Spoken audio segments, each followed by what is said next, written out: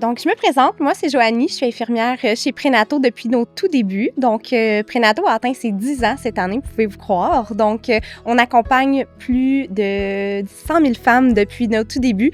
Donc, à travers toute leur période de leur vie. Donc, Prénato avait une vocation d'accompagner la femme du début à la fin et on a décidé d'en faire encore plus cette année.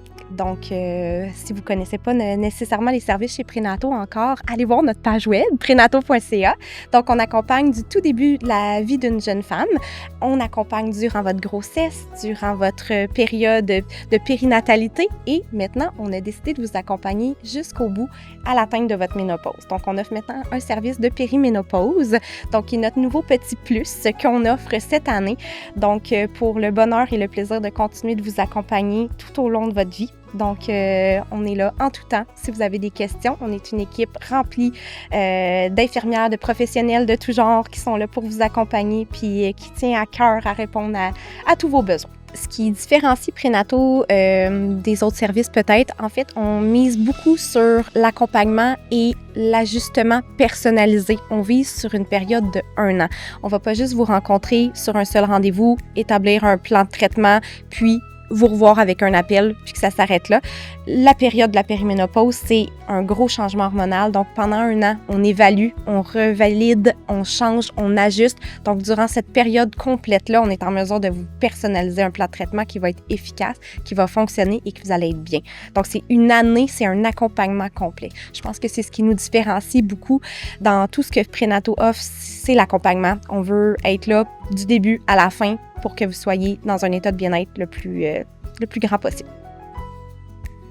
Donc, il va y avoir plusieurs facteurs pour établir un bon plan de traitement, être prête à un ajustement. On va commencer à des petites doses, des faibles doses pour éviter des effets secondaires qui vont être négatifs.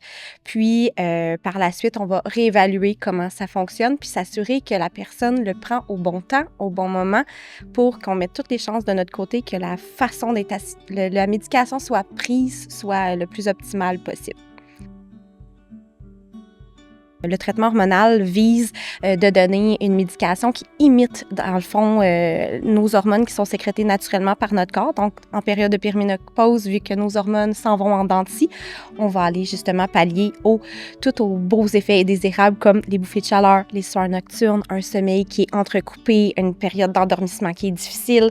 On va aller aider aussi au niveau de tout ce qui est brouillard mental, avoir une sensation de pas avoir de rétention d'informations, tout ce qui est irritabilité avec les SPM, nos changements, sauts d'humeur, sensibilité, peine.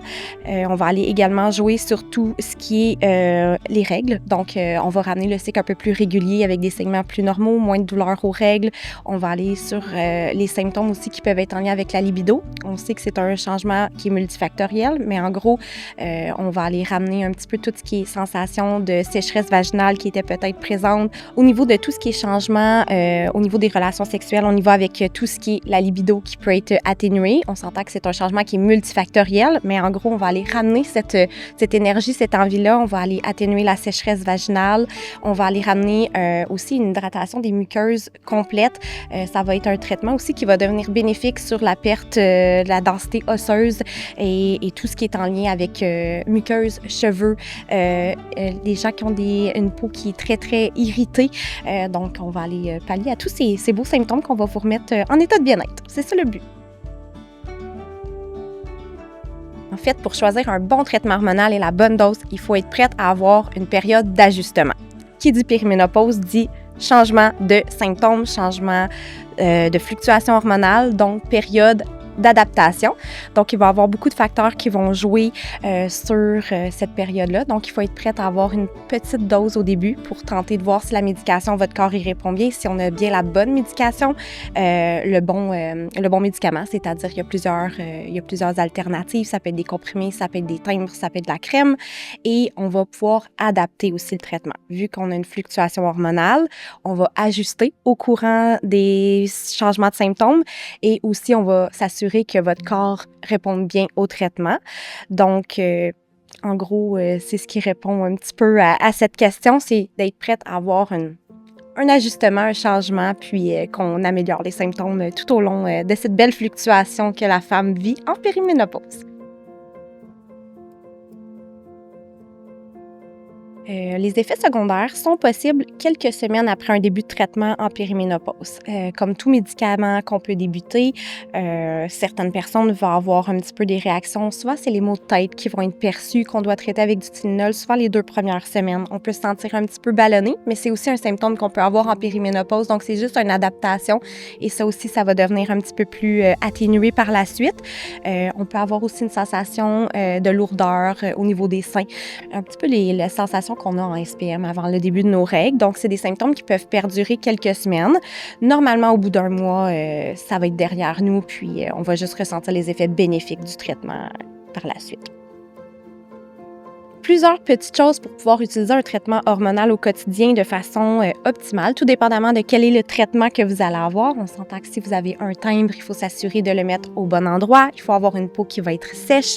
Il faut ne pas mettre de crème avant. Il va y avoir plusieurs petits facteurs qui vont être bien indiqués dans les informations que Prénato va vous fournir et aussi sur votre boîte de médication en général. Donc, il faut aussi prendre la bonne dose, ne pas sauter des doses. Il faut s'assurer de le prendre au bon moment. Donc, un peu comme on prend une pilule contraceptive, si on apprend le matin, le lendemain, le soir, ça aide pas, ça va faire une fluctuation. Donc, quand on prend la médication de façon optimale, il y a aussi certains petits facteurs qui vont jouer contre nous, c'est-à-dire que si on a une soirée, qu'on se couche tard, qu'on prend du café, tout ça peut être un facteur qui va atténuer la dose. Donc, si tout est bien pris dans les bons cadres de votre type de médication, tout devrait bien rouler. En fait, la bonne façon de prendre le traitement hormonal et comment prévoir l'arrêter par la suite, en fait, le traitement hormonal, on l'a commencé à faible dose dès le début, donc il faut y aller graduellement également pour l'arrêter. Il n'y a pas de moment pour arrêter un traitement hormonal, autre que si on ne répond pas bien à la médication, on va le diminuer, on va l'arrêter, on va l'adapter, le modifier, mais on peut le prendre pour tout le reste de notre vie. Même si on est en période de ménopause par la suite, on va sûrement avoir une médication qui va être plus stable, on n'aura plus de fluctuations, on peut le continuer jusqu'à temps qu'on décide. Si on désire, il n'y a pas de contre-indication à ça, il n'y a pas de danger. Au contraire, ça va venir amener des effets positifs à long terme. Donc, c'est vraiment plus sur comment on se sent. Il y a des patientes qui vont décider après 10-15 ans d'années de traitement de vouloir diminuer, voir comment ça se passe, quitte à même l'arrêter par la suite, puis finalement se sentir super bien parce que vu que le corps ne sera plus en fluctuation hormonale, il va être plus stable et là, les symptômes qu'on avait, bien, ils vont être atténués puis ils vont être bien. Il y en a d'autres qui vont avoir à le conserver tout le temps. Donc, ce qu'il faut en comprendre en gros, c'est qu'il n'y a pas de moment pour l'arrêter. On va l'arrêter doucement comme toute médication pour éviter les effets secondaires, mais sinon, somme toute, ça devrait bien aller. Ce qu'il faut comprendre, c'est qu'effectivement, il y a quelques situations particulières qu'on va nommer qui peuvent venir interagir avec le traitement hormonal. Je vais en nommer quelques-uns parce qu'il y a plusieurs facteurs qui peuvent influencer. On parle entre autres, exemple, est-ce que vous avez ou non votre utérus? Est-ce que vous avez eu une hystérectomie? Entre autres, ça va jouer sur plusieurs facteurs. Est-ce qu'il y avait des antécédents de cancer dans votre famille, chez votre mère, votre grand-mère? Également pour vous, est-ce que vous avez été atteinte ou à risque de cancer? Ça aussi, ça va venir jouer sur les traitements et la possibilité de traitement.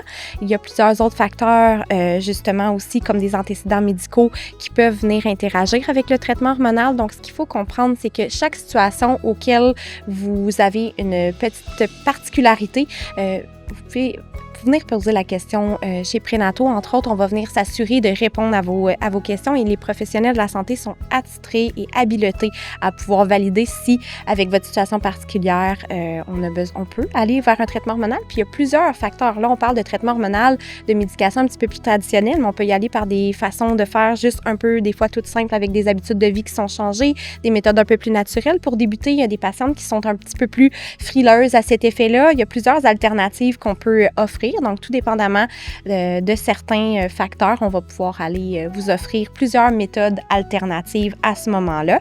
Puis, n'hésitez pas à venir nous poser les questions. Là, on est là pour y répondre. En fait, le service offert chez Prénato est un service d'une année complète pour débuter le traitement chez nous. En fait, on vous accompagne de A à Z pour la première année de prise en charge. Le pourquoi, la périménopause peut commencer jusqu'à 10 ans avant la ménopause. La ménopause, je le répète, c'est en fait la période où est-ce qu'on a 1 an d'arrêt de règles et par la suite, on est en état ménopausique pour le reste de notre belle vie de femme. Donc, au début, en période de périménopause, tout dépendamment, elle peut débuter là, jusqu'à 35 ans environ. Donc, de 35 à 60 ans, c'est une période que la femme peut être touchée par la période de périménopause, voire la ménopause.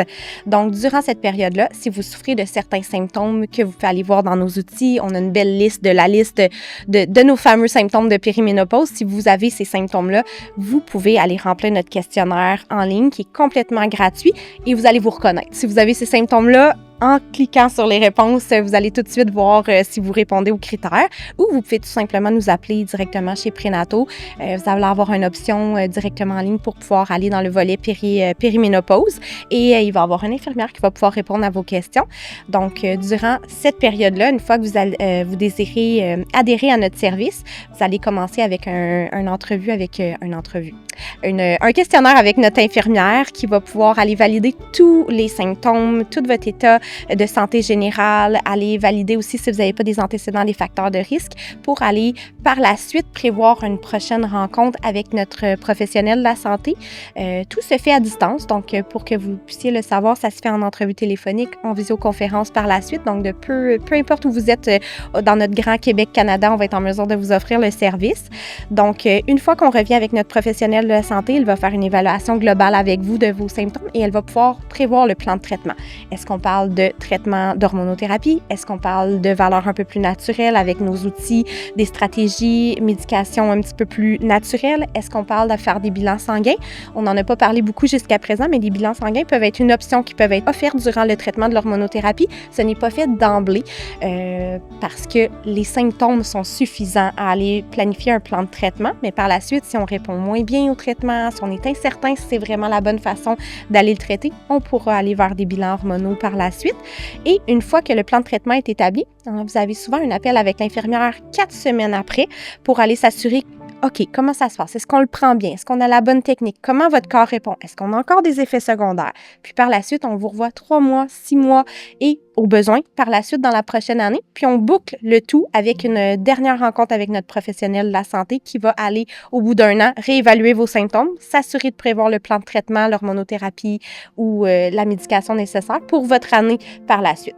Par la suite, quand vous revenez aux années, tout dépendamment d'où vous êtes rendu dans votre cheminement de périménopause, bien, on offre un suivi et un renouvellement de votre médication et de votre traitement là, par la suite.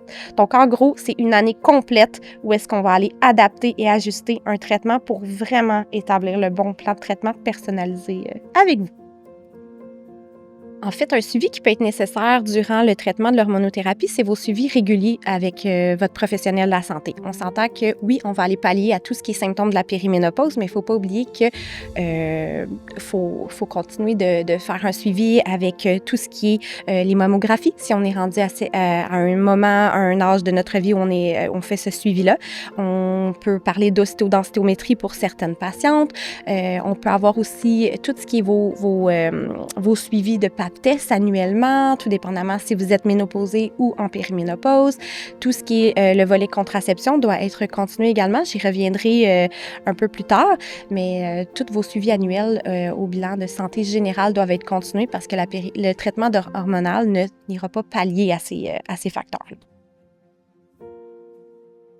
Le traitement hormonal, au niveau de la fertilité et de la contraception, il ne faut pas croire que cela va venir perturber la fertilité et la contraception, mais il ne faut pas croire non plus que ça va être un contraceptif. Et je tiens à le dire, c'est un gros non, ce n'est pas contraceptif.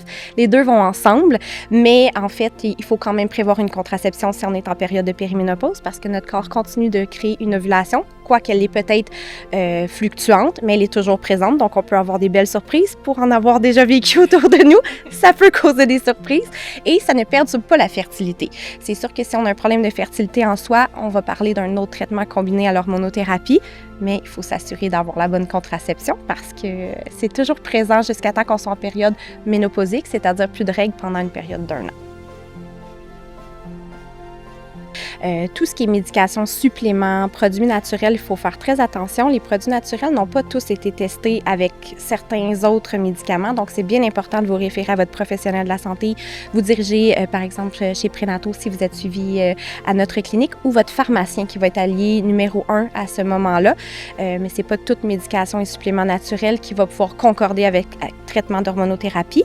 Puis, naturellement, tout ce qui est vos habitudes de vie, on a beaucoup de choses qui vont pouvoir venir potentialiser l'effet bénéfique, c'est-à-dire de mettre de l'activité physique, du sport à vos activités quotidiennes. C'est bon pour toute personne, en fait, pour la santé en général, mais au niveau des habitudes du traitement d'hormonothérapie, ça va être encore plus bénéfique. Donc, pour éviter la perte musculaire et garder la densité osseuse le plus possible durant le traitement de l'hormonothérapie. Puis, tout ce qui est alcool, café, tout ça sont des choses qui peuvent venir interagir un petit peu, mais pour notre corps en général, même si on n'est pas en hormonothérapie, en période de traitement d'hormonothérapie, au sens où la caféine va venir activer la sensation de tachycardie cardiaque. Donc, on va avoir l'effet de chaleur, ça peut nous aider à pas bien s'endormir. Donc, un petit paquet de facteurs comme ça qui peuvent être désagréables. Au niveau de l'alcool aussi, ça va venir atténuer certains effets de la médication et accentuer nos effets de bouffée de chaleur et de sueur nocturne. Donc, à ce moment-là, il faut juste pallier ou diminuer ou trouver une stratégie. Sinon, habitude de vie en général, ça ne viendra pas perturber votre horaire. Au contraire, ça va juste être de l'ajustement pour un effet bénéfique.